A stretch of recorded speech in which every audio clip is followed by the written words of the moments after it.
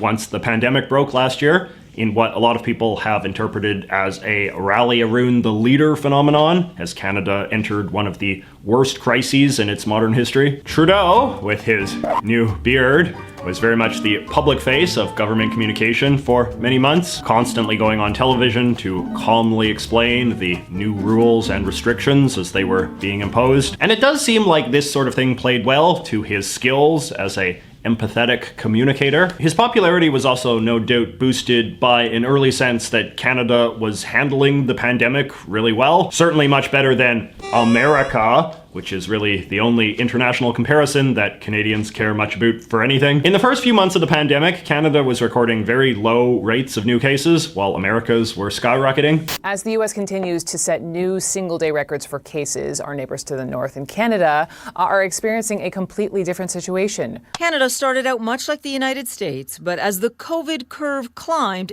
Canada crushed it.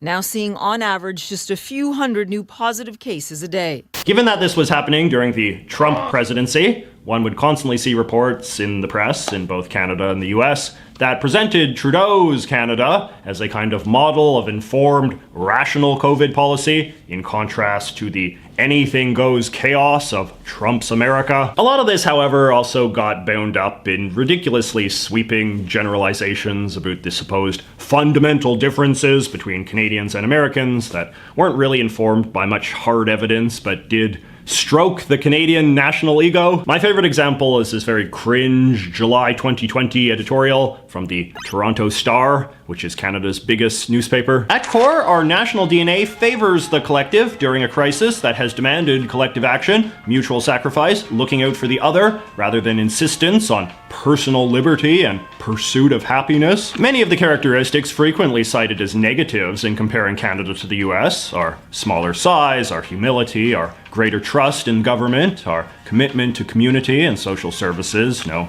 sense of our own mythic exceptionalism, have become assets in this crisis. Now, the reason I bring this up is because things are very different in Canada now. As we can see from this chart from Oxford University's COVID tracker, Canada's new case count began climbing steadily during the fall and winter of 2020 and has climbed very sharply lately, just as American cases have been dropping. So now, for the first time, Canada actually has a higher per capita rate of new cases than the US, something that makes no sense if we assume that the only thing keeping our cases low in the first place was some sort of inherent Canadian disposition towards doing everything right. Now, I don't want to get too much into what is causing Canada's recent spikes, because I'm not sure there is a single obvious answer, but I do think that this new reality has been breeding a lot of frustration and disgust among voters as of late. I mean, it's a bit of psychological whiplash to go from one extreme to the other, and as anti-COVID protocols have been tightening up at a time when many people expected them to be loosening,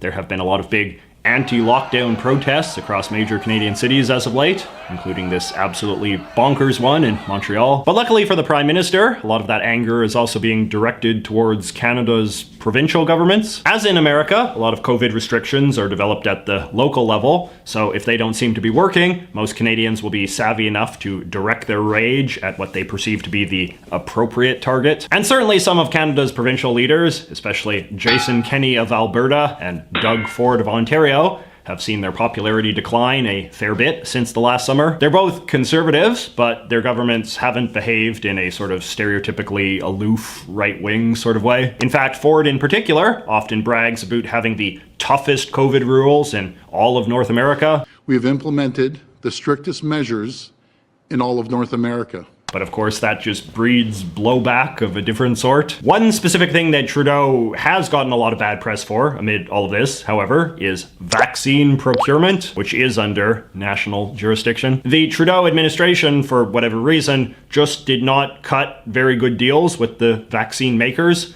and as a result, Canada is now lagging quite significantly behind other developed nations when it comes to how much of our population has been vaccinated due to our small stockpiles. As you can see from this chart from the New York Times, as I film this, only about 3% of Canadians have thus far been fully vaccinated, compared to 32% of Americans and 23% of Brits. And we are significantly behind most European countries too. But you know, President Biden has also pledged to do what he can to amp up the inflow of of vaccines into Canada, which Trudeau seems into. I was on the phone with for about half an hour today, and the Prime Minister of Canada, we helped a little bit there. We're going to try to help some more. I had a good conversation with President Biden last week on this and other topics.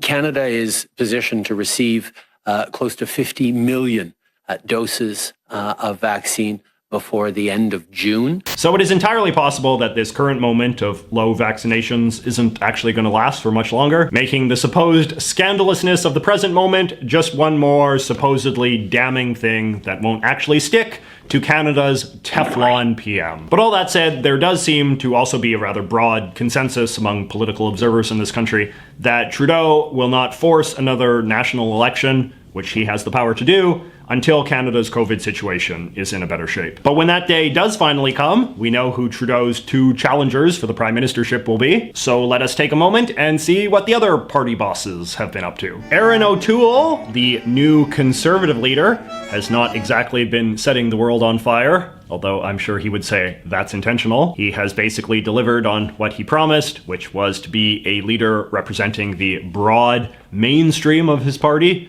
rather than any more ideological faction of it. In a recent speech to the Canadian Conservative Party convention, he pledged to run in the next election on an uncontroversial platform of what were clearly heavily focus grouped ideas like stronger anti-corruption legislation and a national strategy on mental health. O'Toole has also recently taken to sharing a very passionately held belief of his, which is that Conservatives cannot win unless they have a strong plan for dealing with climate change. And I will not allow 338 candidates to defend against the lie from the Liberals that we are a party of climate change deniers.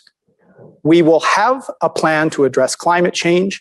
It will be comprehensive, and it will be serious. As a result, O'Toole recently threw his weight behind the idea of imposing a carbon levy on fuel sales, although this is not terribly different from what has already been introduced under Trudeau. This in turn was seen as a real betrayal of the Conservative base, given that if there is one thing that Canada's Conservatives have been known for in recent years, it's been being the pro-oil party. As the National Post put it, scrapping Trudeau's carbon tax is a core promise the Conservative Party has made to its supporters for years. O'Toole won the Conservative leadership race last year while repeatedly promising to get rid of it, even signing a pledge that he would never introduce a carbon tax of his own. So yes, a pretty big pivot that has generated a lot of anger, but also praise in some more progressive corners as a sign that the Conservatives are finally getting serious about one of the big issues of our time. It's interesting because O'Toole is now the first openly pro-choice head of the Conservatives and the first one to brand himself as someone who takes climate change super seriously. So his supporters would say he is running a pretty savvy campaign, carefully designed to diffuse the two issues that are often cited by independents to rationalize not voting Conservative, and thereby making the party that much more electable. But of course, there are never any easy answers in politics, and there are plenty of more populist Canadian Conservatives who think that their party has already compromised enough of its core values. Thank you very much. Some people online are always worried about the rise of a new hard right party that could capitalize on voters disillusioned with O'Toole. But I think that a greater risk is just that a lot of Conservatives wouldn't be inspired to vote at all. All right, and now let us talk about party number 3, the NDP, led by good old Jagmeet Singh. Now, as we have talked about several times before, Singh is obviously one of the more superficially interesting characters in Canadian political history. Certainly the idea that a child of Indian immigrants, who is also a member of a small religious community most Canadians barely understand, could run for Prime Minister is an inspiring tale of the Canadian dream and reflects well on Canadian democracy. But that said, despite how inspiring he may be on paper, these days, I think that there has been a relatively broad consensus that Singh has been a fairly underwhelming politician in practice. He is not particularly charismatic, he is not a great debater, and he just overall doesn't really carry himself as someone who has a particularly strong mastery of policies or ideas. It is actually more than a little surprising that he was even renominated by his party to face off against Trudeau a second time, given how poorly he performed in 2019. But he was, and quite overwhelmingly, in fact. And what's perhaps just as curious is the fact that the party continues to believe that they can win if they just double down on the strength of his personality. As the CBC